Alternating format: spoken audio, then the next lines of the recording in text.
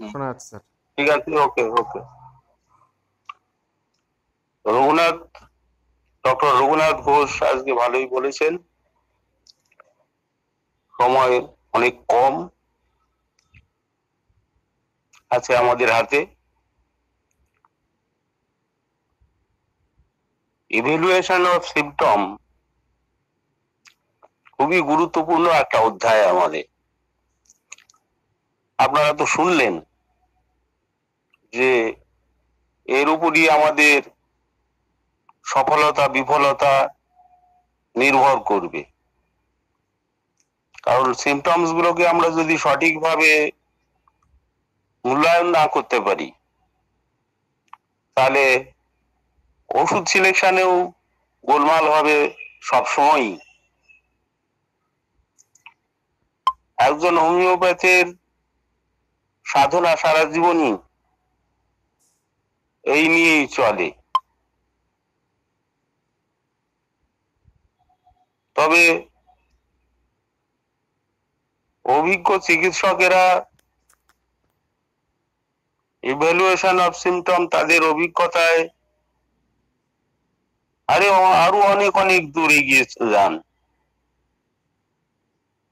যেমন ধরুন, এই মায়াজম গুলো এই পিকুলিয়ার সিমটমস গুলোর তৈরির পেছনে কোন মায়াজম দায়ী, এবং টোটালিটি অফ সিমটমস গুলো যে আমরা স্টাডি করছি, কিসের ভিত্তিতে স্টাডি করছি, কোন পার্সপেক্টিভে স্টাডি করছি,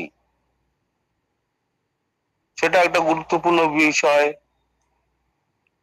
তারপর সিমটমস গ্রেডেশন করা আছে আমাদের হোমিওপ্যাথির জগতে, এবং এই বিষয়টা নিয়ে ডক্টর হ্যানিম্যানের সময় থেকে এ পর্যন্ত অনেক দূর জল গড়িয়েছে, যেখানে ডক্টর বৈনিং হোসেন এটাকে র্যাঙ্ক বলতেন, ডক্টর হেরিং একে ডিগ্রি বলতেন, ডক্টর কেন্ট সায়েন্টিফিক্যালি এর এক্সপ্লানেশন দিয়ে বলেছেন যে এটা হলো গ্রেড। কিন্তু তিনটে জিনিসই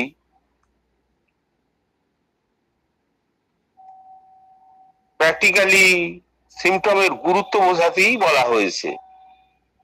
ডক্টর বৈনি হোসেন র্যাঙ্ক বলতে কোয়ালিটির উপর জোর দিয়েছেন, আর ডক্টর হেরিং ইন্টেন্সিটি বলতে, এই ডিগ্রি বলতে সিমটমের ইন্টেন্সিটির উপরে জোর দিয়েছেন, যে কোন সিমটম রোগীর মধ্যে বা সিমটম তৈরি হওয়ার সময়, মানে প্রুভিং এর সময় কতটা বেশি ইন্টেন্সিটিতে প্রকাশ পেয়েছে, আর সেটা কনফার্ম করা গেছে। আর ডক্টর কেন্ট এটাকে ডিগ্রি বলে উল্লেখ করেছেন, কিন্তু ব্যাপারটা একই। তিনি এটাকে first grade, second grade, third grade এরকম বলেছেন। তো আমার প্রশ্ন হলো, এই গ্রেডেশন তৈরির পেছনে মূল রহস্যটা কি? গ্রেড গুলো কিভাবে তৈরি হয়, এবং গ্রেডেশনের সঙ্গে মায়াজমের কি সম্পর্ক আছে? মায়াজম তো হলো সবের পজিটিভ, সমস্ত সিমটমের পজিটিভ ফ্যাক্টর।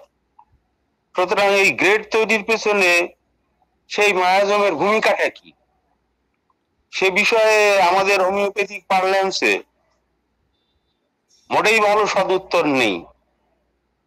কিন্তু এই রহস্য উদ্ঘাটন করা খুবই জরুরি, কেননা এটা ছাড়া গ্রেডকে ভালো মতন বোঝা যায় না। এটা ছাড়া গ্রেডকে বোঝা যায় না, এবং সিমটমের ইভ্যালুয়েশনের যে সম্যক তত্ত্ব বা অর্থ বা উপলব্ধি, এটা করা সম্ভব হয় না। আর এই স্টাডিটাই হলো খুব হোমিওপ্যাথিক জগতে হচ্ছে খুব উঁচু স্তরের একটা চিন্তাধারা, অর্থাৎ দি এপিটোম অফ হোমিওপ্যাথি, অর্থাৎ পিরামিডের শীর্ষস্তর বলা যেতে পারে। কিন্তু সে সম্পর্কে কিন্তু বিশেষ আলোচনা আমরা বই পুস্তকে দেখি না।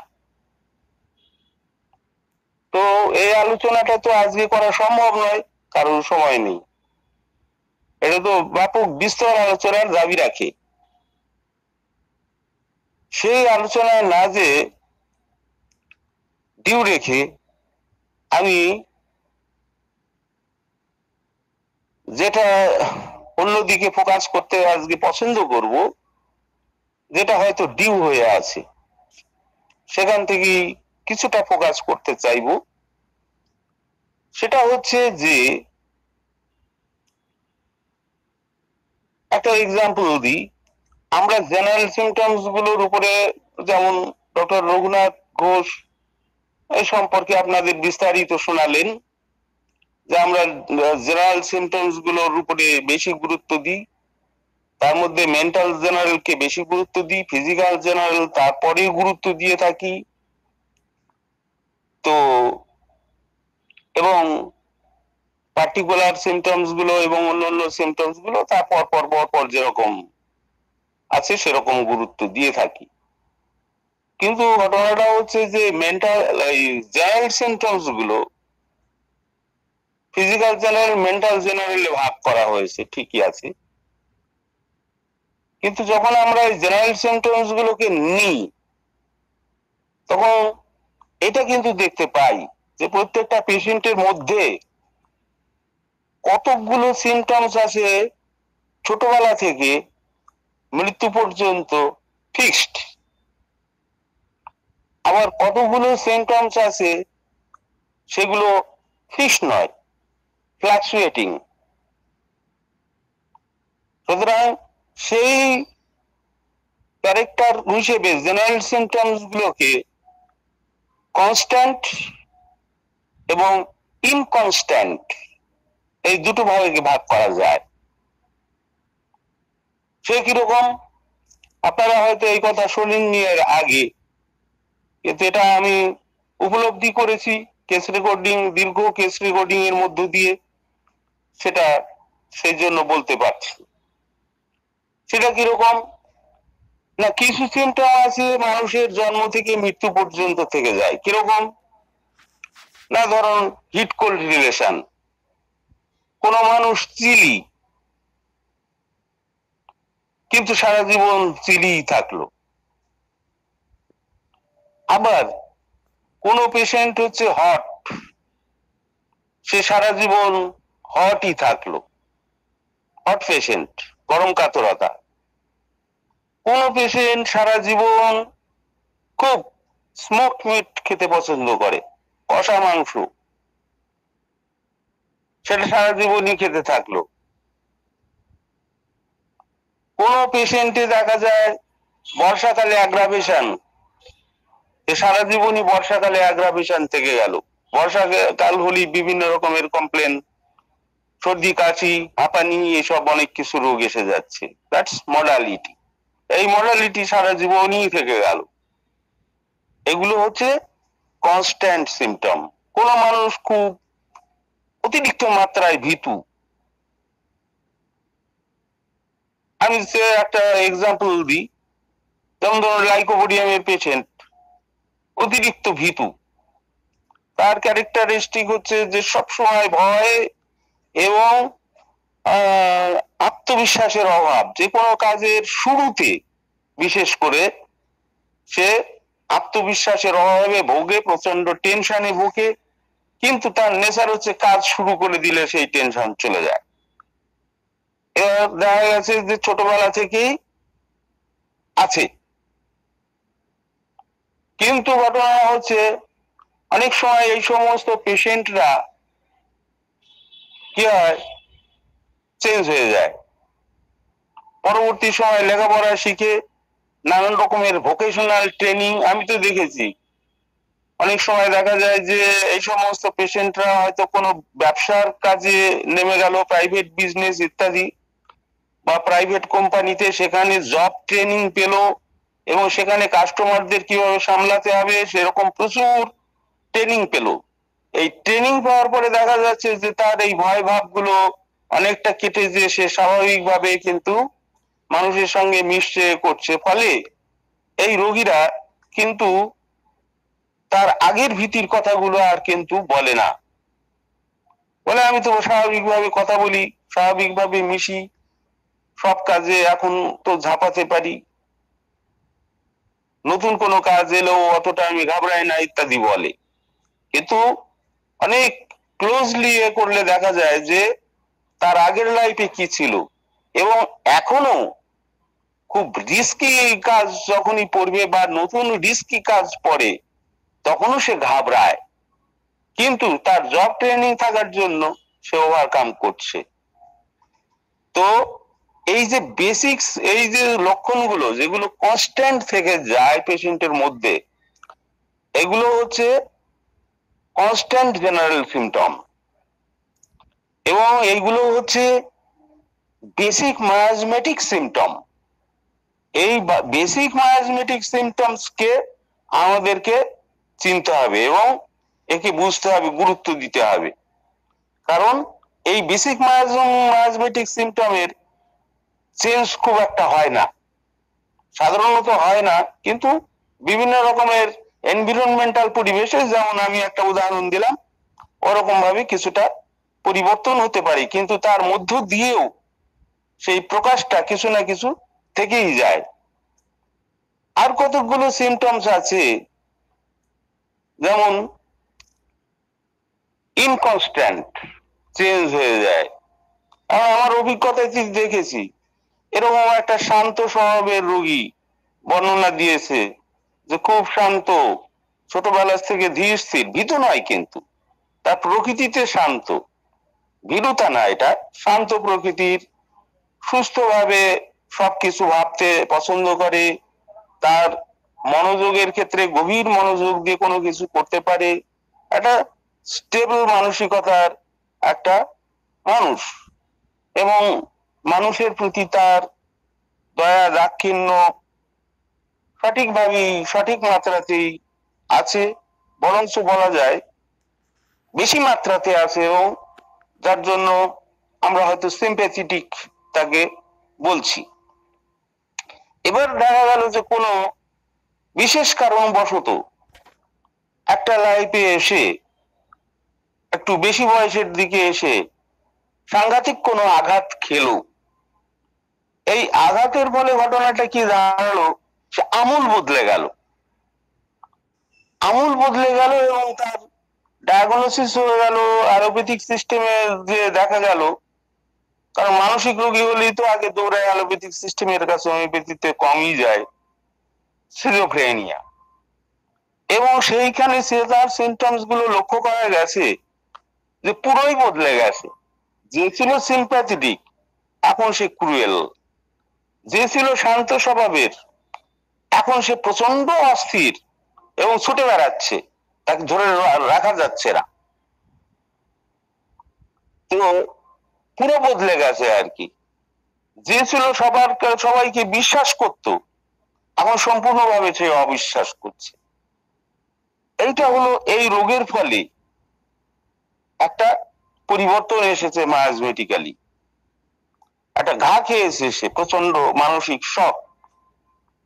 তো ফলে মায়াজম চেঞ্জ হয়ে গেছে, মায়াজমেটিক এক্সপ্রেশনাল চেঞ্জ হয়ে গেছে, তো এর ফলে সে সম্পূর্ণ বিপরীত ধর্মী হয়ে গেছে। এর ফলে কি হচ্ছে, এই যে সিমটমস গুলো আর যে কনস্ট্যান্ট লেভেলে ছিল, এটা আর কনস্ট্যান্ট লেভেলে নেই, ইনকনস্ট্যান্ট। এবং সেই ক্ষেত্রে আমরা কিন্তু এই সিমটমস গুলোর উপরে আর আমরা ডিপেন্ড করব না, কারণ তার প্রকৃত নেচার যেটা প্রথম থেকে ছিল এই রোগ হওয়ার আগে পর্যন্ত, সেইটাই হলো আনকন্টামিনেটেড সিমটম, এবং সেই সিমটম এরা আমরা গুরুত্ব দেব। আবার অনেক পেশেন্টে দেখা যাচ্ছে যে প্রচন্ড মিষ্টি খেতে ভালোবাসতো, তারপরে এখন আর মিষ্টি খেতে পছন্দ করে না, টোটাল অ্যাভারশন হয়ে গেছে। এটা একটা চেঞ্জেবল ক্যারেক্টার, চেঞ্জড হয়ে গেছে। যে একটা লাইফ পর্যন্ত প্রচুর মিষ্টি, মিষ্টি দেখলে জিভে জল আসতো, এখন মিষ্টি দেখলে তার বমি আসে, একবার সম্পূর্ণ পাল্টে গেছে।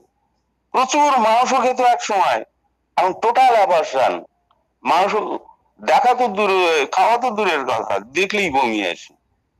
এরকম ভেরিয়েবল সিমটম বহুত দেখা যায়, যে একটা সময় পর্যন্ত পেশেন্টটা চিলি ছিল, এখন সে হট হয়ে গেছে। এই যে পরিবর্তনটা, অর্থাৎ এই সিমটমস গুলো কনস্ট্যান্ট সিমটম নয়। এই কনস্ট্যান্ট সিমটম নয় কেন? খুব ভালো করে খুঁজলে দেখা যাবে তার মায়াজমেটিক পরিবর্তন ঘটে গেছে। হয়তো কোনো অ্যাকোয়ার্ড মায়াজম হয়েছে, অথবা কোনো মায়াজমের অথবা কোনো মায়াজমেটিক ডিজিজের সাপ্রেশন হয়েছে, অথবা প্যালিয়েশন হয়েছে, অথবা মেন্টাল লেভেলে যেরকম আগে শখের কথা বললাম, এরকম কোনো ঘটনা ঘটেছে। এই ধরনের ঘটনাগুলো তক্ষুনি ক্লিনিশিয়ানের মাথায় আসতে হবে এবং একবারে গুরুগম্ভীর ভাবে সেই বিষয়গুলোর অনুসন্ধান চালাতে হবে যে কেন এই পরিবর্তন। কারণ একটা পরিবর্তন হয়েছে এবং পরিবর্তনের কারণগুলো যদি সে না ধরতে পারে, তাহলে সিমটমের ইভ্যালুয়েশন সে কোনোদিন করতে পারবে না এবং সঠিক ইভ্যালুয়েশন হবে না। আগে মিষ্টি খেত না, এখন সম্পূর্ণভাবে মিষ্টি খাচ্ছে কেন? তার নির্দিষ্ট কারণ আছে, কারণ সেখানে একটা মায়াজমেটিক চেঞ্জ ঘটে গেছে। হয়তো এই সিমটমটা ছোট, কিন্তু এর সঙ্গে আনুষঙ্গিক আরো কিছুরও পরিবর্তন হয়ে গেছে, সেটা হয়তো আমরা খোঁজ নিইনি। খালি খালি ওই একটা সিমটমেরই হয়তো পরিবর্তন হয়নি, এর সঙ্গে আরো অনেক সিমটমেরই পরিবর্তন হয়েছে। সুতরাং টোটাল কেস রিপোর্ট না নিলে, না করলে সেইটা কিন্তু বুঝে উঠতে পারা যাবে না। সুতরাং সিমটমস, জেনারেল সিমটমস গুলোকে কনস্ট্যান্ট একটা কনস্টিটিউশনাল সিমটম বলা যেতে পারে, আরেকটা হচ্ছে ইনকনস্ট্যান্ট কনস্টিটিউশনাল সিমটমে ভাগ করা যেতে পারে। তো এই সিমটমস গুলোকে আমরা যদি দেখি যে এই যে কনস্ট্যান্ট লেভেলের সিমটমস গুলো, যেটা সারা জীবন বর্তমান থাকছে, এইটা হচ্ছে তার হেরিডিটি থেকে নির্বাচিত একটা অংশ।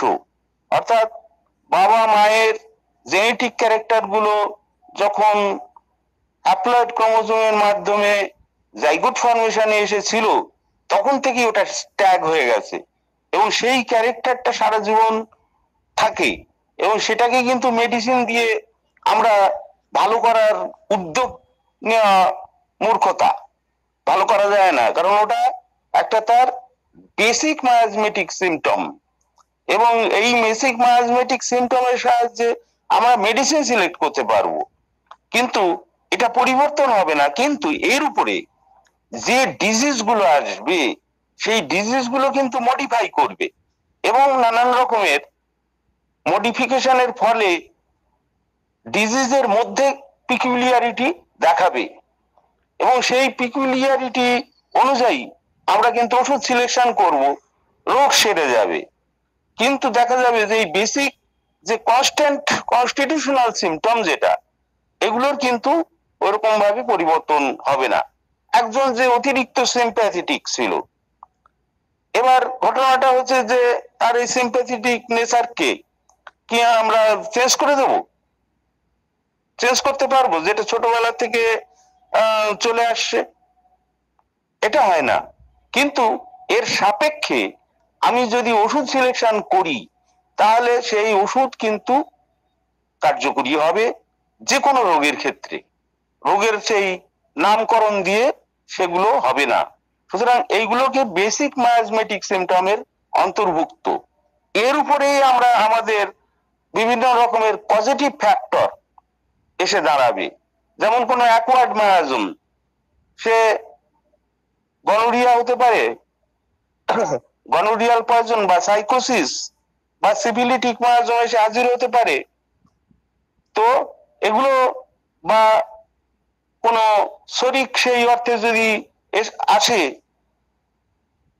ইনফেকশন, স্কিন ইনফেকশন হতেই পারে, কিন্তু তারও সাসেপ্টিবিলিটি না থাকলে তো হবে না, আগে থেকেই সেটা থাকে। এবং সুতরাং অ্যাকোয়ার্ড এই মায়াজম গুলো এসে এগুলোকে, এই বেসিক মায়াজমকে কি করে, পরিবর্তন করে, মডিফাই করে আর একটা নতুন দিকে পেশেন্টটাকে ধাবিত করে নিয়ে চলে যায়। এই যে পজিটিভ ফ্যাক্টর গুলো সঙ্গে, তার সঙ্গে মানসিক কোনো আঘাত, যন্ত্রণা, এনভায়রনমেন্টাল ফ্যাক্টর, এইগুলো এসে যেটাকে আমরা পজিটিভ ফ্যাক্টর হিসেবে দায়ী করছি। এই পজিটিভ ফ্যাক্টরের সাপেক্ষে এই বেসিক মায়াজমটা কিভাবে পরিবর্তিত হলো, সেইটাকেই বলা হয় ডেভেলপমেন্টাল অ্যানালিসিস।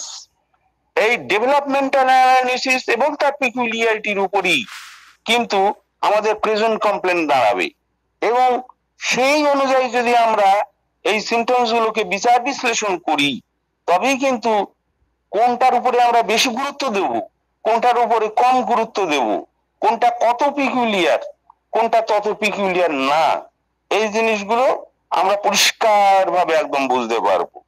সুতরাং কেস রেকর্ডিং ইন ডিটেলস এবং রোগীকে ডিটেলস বোঝার মাধ্যমে ফ্যামিলি হিস্ট্রি থেকে এই প্রেজেন্ট কমপ্লেন পর্যন্ত every each and every corner আমরা কিন্তু পরিষ্কার হয়ে যেতে পারি, এবং সেক্ষেত্রে ইভ্যালুয়েশন অফ সিমটম করাটা এমন কিছু কঠিন হয়ে দাঁড়ায় না, একদম জলের মতন পরিষ্কার হয়ে যায়। সুতরাং আজকে আমি এইটুকু বলে ছেড়ে দিচ্ছি, 11টা বাজে।